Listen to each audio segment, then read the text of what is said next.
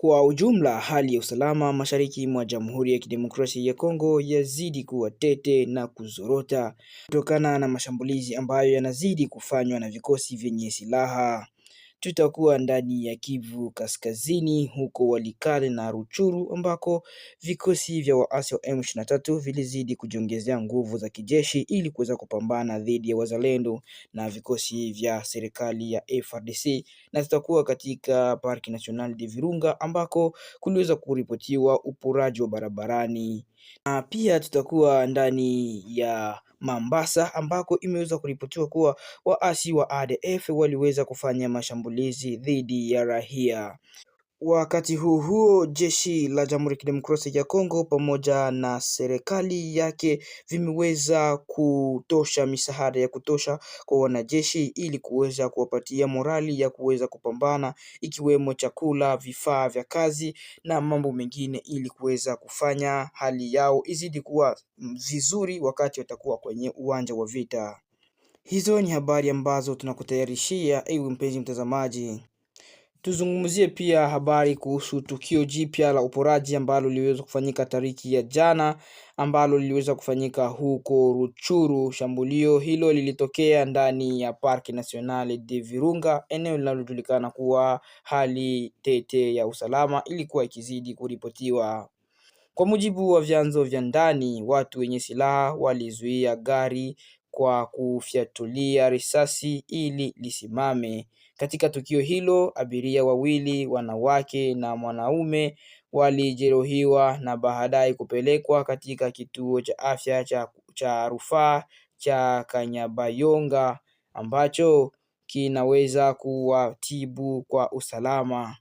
Hadi sasa utambulisho wa washambuliaji haujajulikana rasmi. Hata hivyo, vyanzo vya kiusalama vinaeleza kuwa eneo hilo liko chini ya ushawishi wa M23 ambao wanahusishwa mara kwa mara katika vitendo vya uvamizi, uporaji na mashambulizi dhidi ya raia na wasafiri.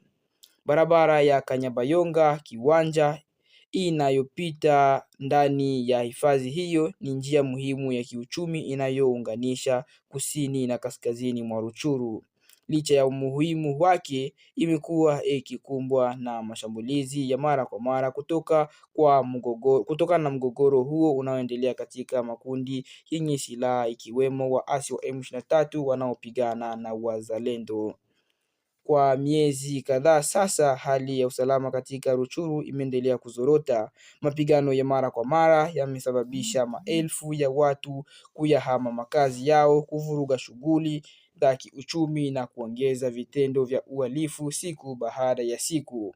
Ingawa UNESCO inatambua hifadhi ya Virunga kama urithi wa dunia, eneo hilo limegeuka kuwa uwanja wa operesheni za kijeshi na shughuli haramu, jambo linalohatarisha juhudi za uhifadhi pamoja na usalama wa wananchi wanaoishi katika maeneo jirani ya hapo. Kutokana na hali hiyo, viongozi wa ndani wanatoa wito kwa mamlaka kuimarisha ulinzi katika barabara hiyo muhimu ili kulinda raia na kuhakikisha usafiri salama. Wanasema ongezeko la mashambulizi linaonyesha wazi umuhimu wa hatua za haraka na uratibu mzuri wa kiusalama na kurejesha utulivu katika sehemu hii ya Kivu Kaskazini.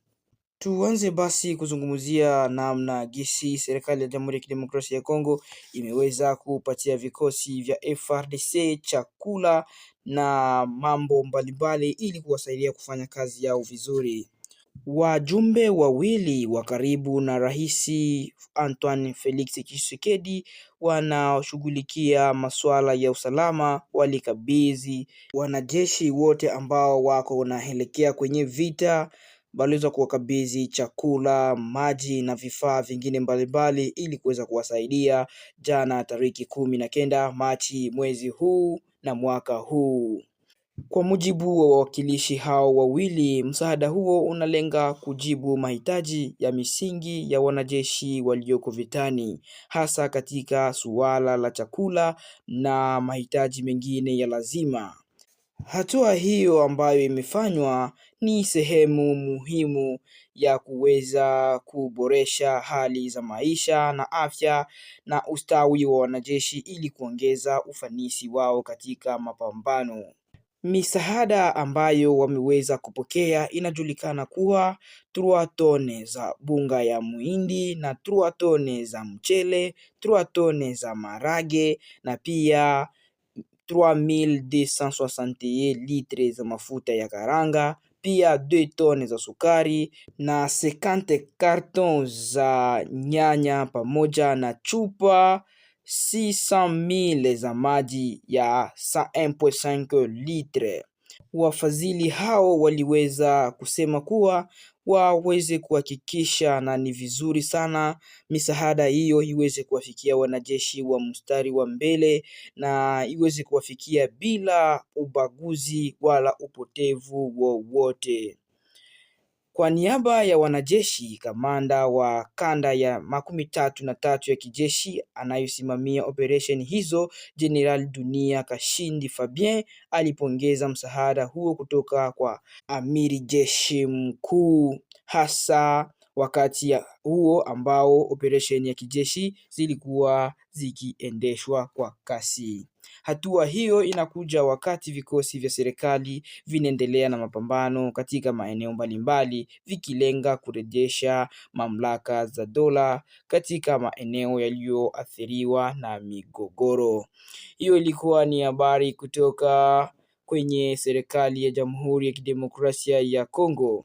Basi tuelekee mbele ambako wanajeshi wa M23 waliweza kujiongezea nguvu ili kuweza kupambana na jeshi la Jamhuri ya Kidemokrasia ya Kongo FARDC wakishirikiana na wazalendo. Wanajeshi hao wa M23 wanaweza kuimarisha nafasi zao huko Walikale mkoani Kivu Kaskazini. Kwa mujibu wa vyanzo ambavyo vinaeleweka na vya kuaminika, vinasema kuwa wanajeshi hao waliweza kuongezeka tariki 18 Machi katika kijiji cha Bukumbwira kilicho katika makundi ya Ikobo na Kisimba. Taarifa zinaeleza kuwa hali hii haiko mara ya kwanza kuweza kutokea kwa kuwa iliweza pia kujitokeza tariki 14 Machi. Hatua hiyo iliweza kuanzishwa kwa vikosi vipya vitatu katika kijiji cha Bukumbwira. Hali hii imeimarisha udhibiti wao katika kundi la Ikobo ambako sasa wanaweza kulishika kwa ukamilifu. Inaelezwa kuwa vikosi hivyo vinatoka maeneo ya Buleusa, Rusamambu pamoja na Bwito katika wilaya ya Ruchuru, jambo linaloashiria mpango mpana wa kijeshi unaoratibiwa katika ukanda huo. Kwa mujibu wa wachambuzi wa ndani, hatua hii ya kupeleka vikosi vipya inaweza kuwa ishara ya mashambulizi mapya dhidi ya Force Armée de la République Démocratique du Congo FARDC ambao wanashirikiana na wapiganaji wa wazalendo hasa katika maeneo ya Kisimba. Maeneo yanayotajwa kuwa hatarini ni pamoja na mji ya kimkakati ya Pinga pamoja na vijiji vya Kailenge na Maruho ambako vikosi vya serikali bado vinaendelea kuwepo. Kutokana na hali hii, viongozi wa jadi wa maeneo hilo wanatoa wito kwa vyombo vya usalama kuongeza umakini na ulinzi ili kuzuia kusambaa kwa waasi hao kuelekea maeneo mapya wakati mvutano ukiendelea kuongezeka mashariki mwa Jamhuri ya Kidemokrasia ya Kongo. Hizo zilikuwa ni habari kutoka huko Walikale Ruchuru ambako waasi wanazidi kujipa nguvu ili kuweza kusonga mbele na mishemishe zao. Acha basi tuhamie basi huko Mombasa ambako waasi wa ADF waliweza kufanya shambulio ambalo liliweza kuleta hofu kubwa kwa wakaaji. Baada ya washambuliaji wa ADF kufanya mashambulizi katika madini ya Wachina huko Mchacha ndani ya Mombasa, wapiganaji hao waliweza kuingia ndani ya Lubero na pia wakaweza kuingia ndani ya eneo la hifadhi la wanyama pori wa Okapi na hivyo waliweza kufanya mashambulizi usiku wa kuamkia tarehe 17. Kwa mujibu wa shirika la Msalaba Mwekundu wa eneo hilo pamoja na vyanzo vya jadi, shambulio hilo limesababisha vifo vya angalau raia 19, hali iliyozidisha wasiwasi wa usalama katika eneo hilo. Inaelezwa kuwa waasi hao wanaelekea upande wa Mombasa Centre, jambo linalofanya viongozi wa kijamii kuhofia kuwa huenda wanajaribu kufikia eneo la Walese Karo kwenye mihimili ya Mombasa Isiro kupitia Nduye. Eneo hilo linajulikana kuwa ngome za ADF, zikiwemo zile zinazohusishwa na kiongozi wao Musa Buluku, ambazo zimeshambuliwa hivi karibuni na mashambulizi ya anga yaliyofanywa na FARDC ambao wanashirikiana na jeshi la Uganda UPDF.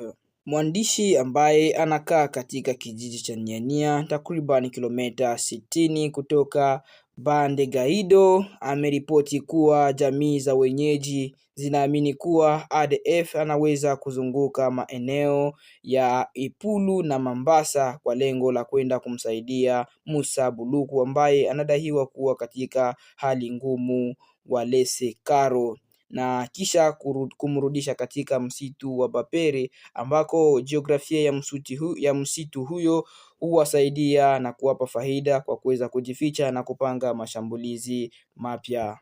Wachambuzi wanaeleza kuwa huu ni wakati unaojulikana wa ADF kujipanga upya na kusaidiana pindi wanaposhinikizwa na kijeshi. Mfano wa hali kama hiyo ulitokea mwaka wa 2024 wakati kundi la Abwakasi lilipoanzisha kambi Bapere kabla ya baadhi ya wapiganaji wake kuelekea kusaidia kundi jingine lililokuwa limefurushwa na operation za kijeshi za FARDC ambayo inashirikiana na UPDF katika eneo la Biakato. Hii inaashiria kuwa hatari kuendelea katika maeneo ya mashambulizi huko ndani ya Jamhuri ya Kidemokrasia ya Kongo. Hizo ni habari ambazo tunakuandalia kwa siku ya leo, hivyo ili kuonyesha kuwa unathamini kazi ambayo tunazidi kukufanyia siku baada ya siku, usisahau basi kushare, kusubscribe na kucomment, utujulishe mahali ambako unaendelea kutufuatilia. Na hivyo hii ni radio yetu, kuwa nasi hata wakati ujao. Asante sana.